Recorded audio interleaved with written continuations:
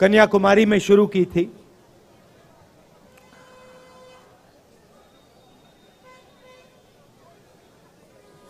बहुत कुछ सीखने को मिला।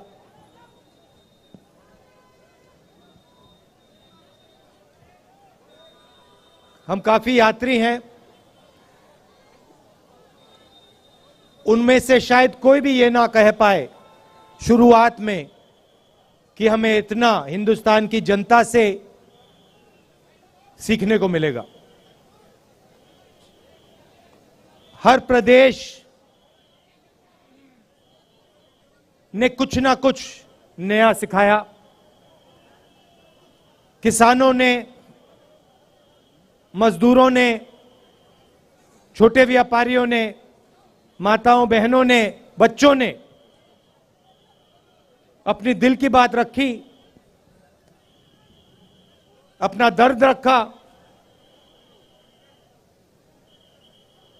किसानों ने हमें देश की पॉलिसियों के बारे में बताया, छोटे व्यापारियों ने जीएसटी के बारे में, नोटबंदी के बारे में, कोविड में क्या हुआ, क्या होना चाहिए था, सब कुछ हमें बताया, समझाया। अलग अलग भाषाएं हैं, अलग विचार हैं, अलग हिस्ट्री है, अलग इतिहास है, मगर सब एक साथ मिलकर मोहब्बत के साथ इस देश में रहते हैं। जैसे मैंने कहा,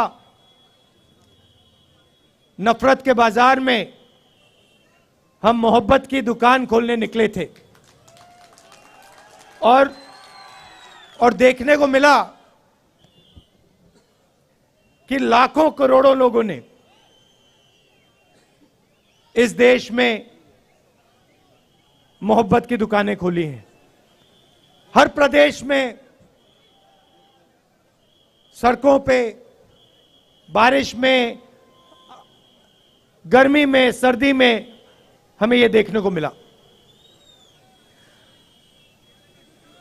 देश के सामने कठिनाई जरूर है।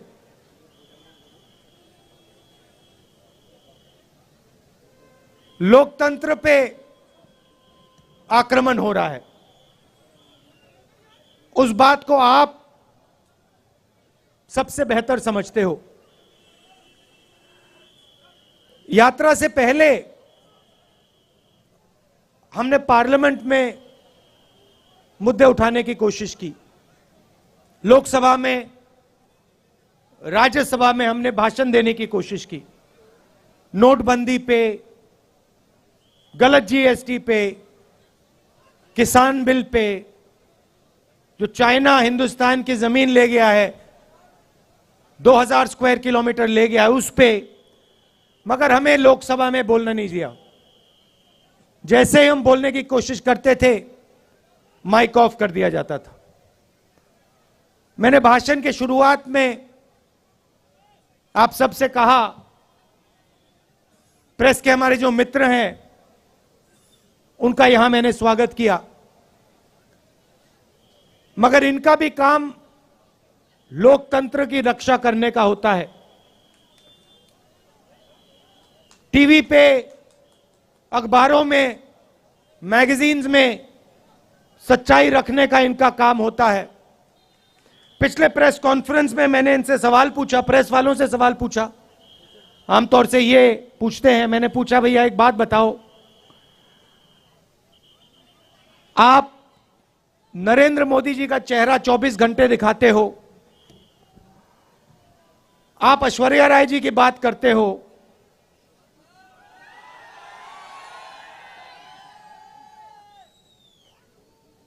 अक्षय कुमार की बात रखते हो, आप महंगाई की बात क्यों नहीं रखते हो? आप बेरोजगारी की बात क्यों नहीं रखते हो? जो जम्मू कश्मीर में गरीब लोगों से उनकी जमीन जो छीनी जा रही है, वो हमें मीडिया में क्यों नहीं दिखाई देता?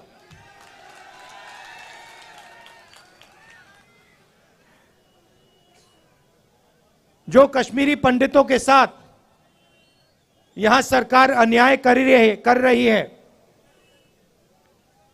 आज सुबह मेरे से मिलने एक डेलीगेशन आया और उन्होंने अपनी बात रखी। मैं हैरान हो गया। उन्होंने कहा, और मैं मीडिया के सामने ये कहना चाहता हूं, उन्होंने मुझसे कहा कि जब उनका डेलीगेशन लेफ्टिनेंट गवर्नर के पास गया तो लेफ्टिनेंट गवर्नर ने उनसे कहा कि तुम्हें भीख नहीं मांगनी चाहिए। यह देखिए, लेफ्टिनेंट गवर्नर ने कश्मीरी पंडितों के डेलीगेशन को कहा कि आपको भीख नहीं मांगनी चाहिए। लेफ्टिनेंट गवर्नर जी, ये भीख नहीं मांग रहे हैं, ये अपना हक मांग रहे हैं। और अगर आपको कुछ करना चाहिए तो आपको इनसे माफी मांगनी चाहिए।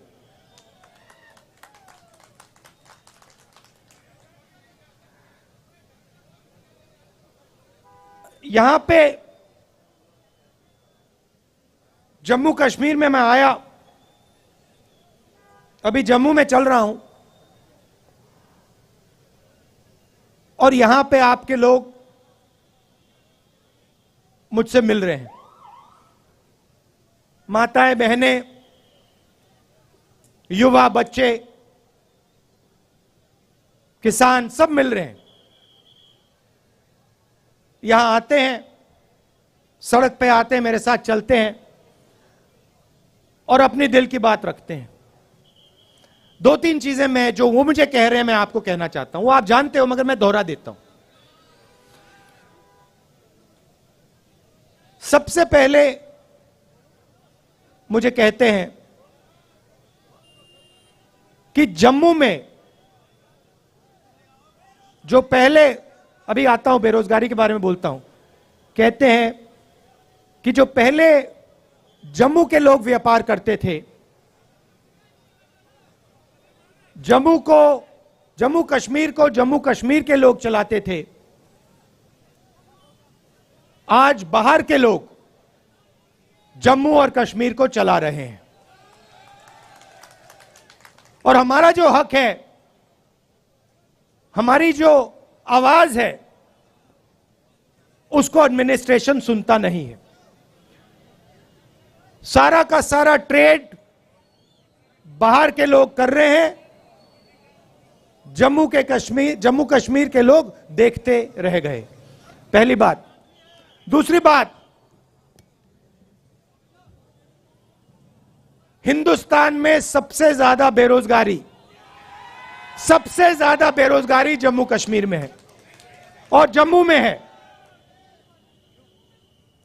तो यहां पे स्टूडेंट्स पढ़ाई करते हैं, कोई इंजीनियर बनना चाहता है, माता पिता शिक्षा के लिए पैसा देते हैं, कोई डॉक्टर बनना चाहता है,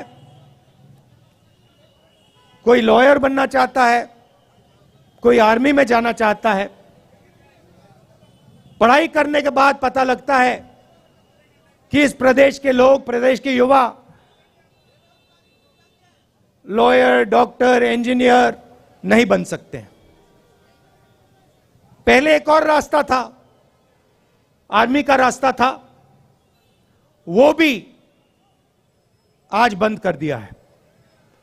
बीजेपी के लोग नई योजना लाए हैं, अग्निवीर योजना लाए हैं, और इनको जो आर्मी का इथोस है, इनको वो ही नहीं समझ आया। देखिए, किसी भी काम को सीखने में कम से कम 7-8 साल लगते हैं। सही बात है? सही? आप खाना पकाती हैं, आपको कितने साल लगे? खाना पकाने में, सीखने में कितने साल लगे आपको? 7-8 साल लगे। मतलब एक्सपर्ट आप 7-8 साल में बनी नहीं, तो किसी भी काम में 7-8 साल लगते हैं। आर्मी जो है एक परिवार है। जो सेना लड़ती है वो रिश्ते के बल पे लड़ती है। सैनिकों के बीच में जो रिश्ता होता है उसके बल पे लड़ती है। वो रिश्ता 1-2 साल में बनता ही नहीं है। वो रिश्ता, उस रिश्ते को बनने के लिए, मजबूत होने के लिए कम से कम 7-8 साल लगते हैं। ये जो बीजेपी के लोग हैं इनको ये बात समझ नहीं आई। ये सोचते हैं कि आर्मी की ट्रेनिंग 6 महीने में हो जाएगी, जो सीखना है वो 6 महीने में हो जाएगा। बिल्कुल नहीं। आर्मी में सालों लगते हैं एक सैनिक को तैयार करने के लिए। सालों लगते हैं उस सैनिक और दूसरे सैनिकों के बीच में रिश्ता बनाने के लिए। तो ये अग्निवीर योजना जो है ये हिंदुस्तान की सेना को कमजोर करने की योजना है। और ये बेचारे जो हमारे आर्मी के लोग ये कह नहीं सकते हैं, मगर मैं जानता हूं अगर इनसे पूछा जाए तो ये सारे के सारे कहेंगे कि ये अग्निवीर योजना के खिलाफ है, अग्निवीर योजना गलत है। तो वो रास्ता जो था वो भी बंद कर दिया इन लोगों ने। पहले युवा आर्मी में जाता था, 15 साल की उसकी सर्विस होती थी, उसके बाद उसको पेंशन मिलती थी।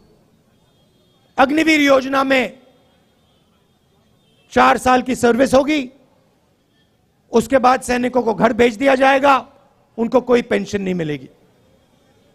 तो ये जो देश का आर्मी के साथ रिश्ता है इससे खिलवाड़ कर रहे हैं। देश ने कहा था, देश हर सैनिक से कहता है कि हम आपसे 15 साल मांगते हैं, उसके बाद हम आपकी पूरी जिंदगी आपको पेंशन देंगे, आपकी इज्जत करेंगे, आपकी रिस्पेक्ट करेंगे, आपकी रक्षा करेंगे।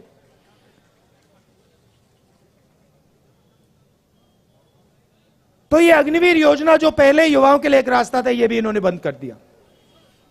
बेरोजगारी क्यों आ रही है? क्योंकि सरकार चुने हुए 2-3 उद्योगपतियों के लिए काम कर रही है। ये देखो, यहां पे आपका पूरा का पूरा व्यापार जो भी आप करते हो, सारा का सारा उन्हीं 2-3 उद्योगपतियों के हाथ चला जाएगा। सच्चाई है। और नरेंद्र मोदी जी ने आपसे कहा था कि देखिए, नोटबंदी काले धन के खिलाफ योजना है। काला धन मिट गया क्या? नहीं मिटा ना।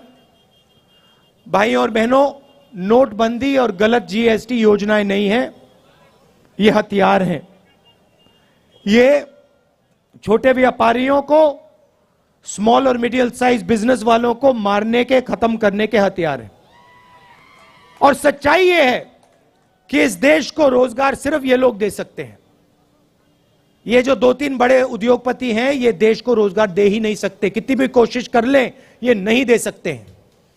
तो इन्होंने क्या किया, नरेंद्र मोदी जी और बीजेपी ने क्या किया, जो हिंदुस्तान की रीढ़ की हड्डी है, जो रोजगार देने वाली रीढ़ की हड्डी है, छोटे व्यापारी, स्मॉल और मीडियम बिजनेस, इस रीढ़ की हड्डी को इन्होंने तोड़ दिया है।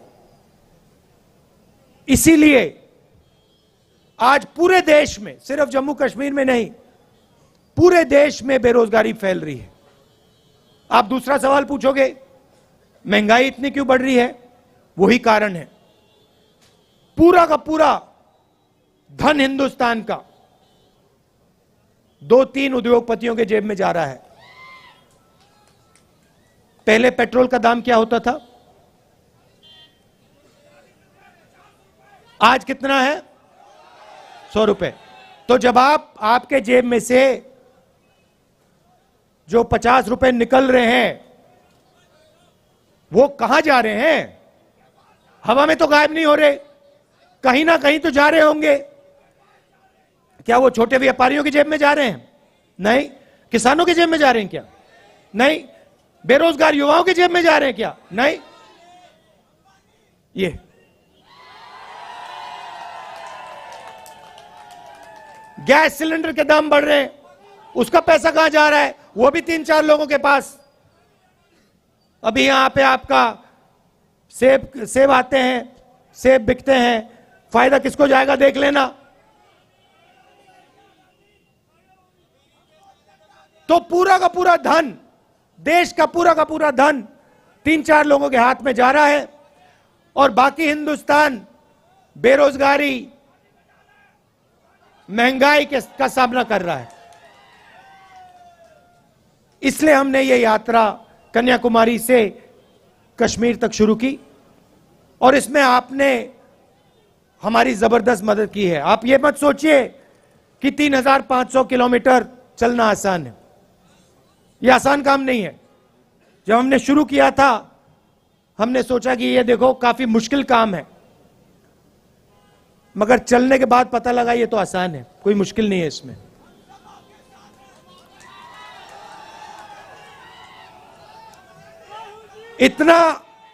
इतनी मदद आपने की हमारी, मैं आपको बता रहा हूं। सुबह हम उठते 5 बजे सुबह उठते थे, अब यहां पे सिक्योरिटी वालों ने कहा है कि 7 बजे निकलना है। मैं चाहता था 6 बजे निकल जाना चाहिए, मगर इन्होंने कहा नहीं 7 बजे निकलेंगे, चिट्ठी लिख दी तो मैंने एक्सेप्ट कर ली बात। मगर हम निकलते थे सुबह, पूरा दिन चलते थे। 25-27 किलोमीटर बाद ऐसे लगता था कि पहला किलोमीटर चल रहे हैं, थकान ही नहीं होती थी बिल्कुल।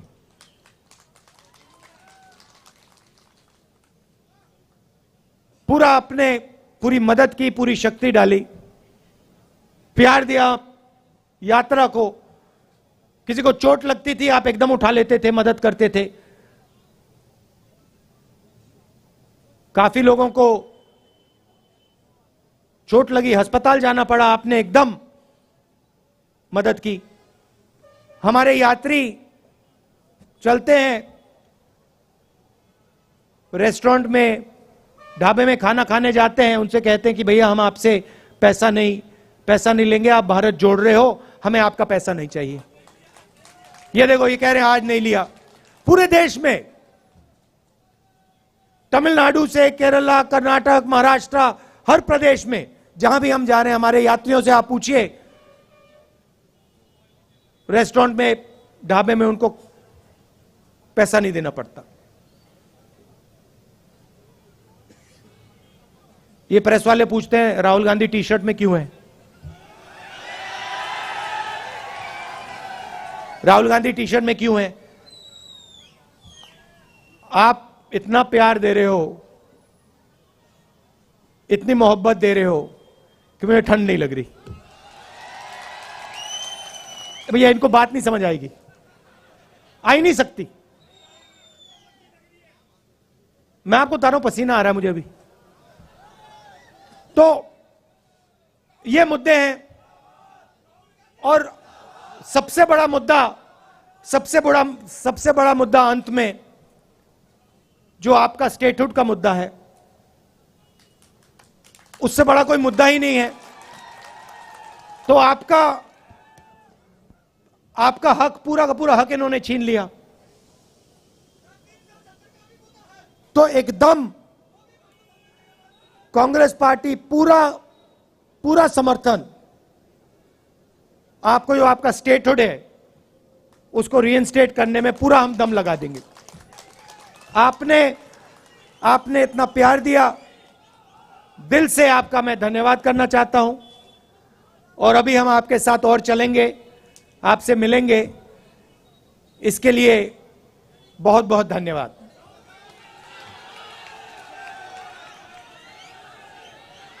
अच्छा, अंत में ताराचंद जी, पीरजादा जी, मुल्ला राम जी और जो एनसी से, नेशनल कॉन्फ्रेंस से यहां लीडर्स आए हैं, उनका भी मैं स्वागत करता हूं। धन्यवाद। जय हिंद।